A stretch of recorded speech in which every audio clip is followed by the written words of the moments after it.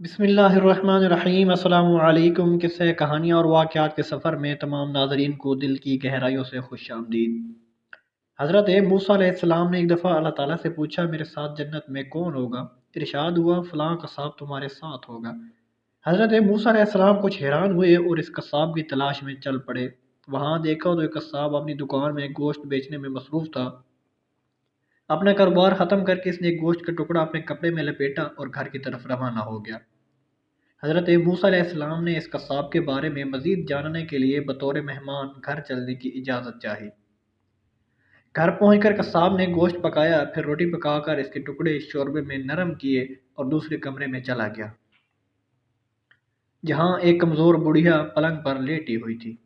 قصاب نے بڑی مشکل سے اسے سہارا دے کر اٹھایا، ایک ایک لقمہ اس کے منہ میں دیتا رہا۔ جب اس نے کھانا تمام کیا تو اس نے بڑھیا کا منہ صاف کر دیا۔ کھانا کھا کر بڑھیا نے قصاب کے کان میں کچھ کہا، جسے سن کر قصاب مسکرا دیا اور بڑھیا کو واپس لٹا کر باہر آ گیا۔ حضرت موسیٰ علیہ السلام جو یہ سب دیکھ رہے تھے، آپ نے قصاب سے پوچھا، یہ عورت کون ہے اور اس نے تیرے کان میں کیا کہا جس پر تو مسکرا دیا؟ قصاب بولا، اے اجنبی، یہ عورت میری ماں ہے۔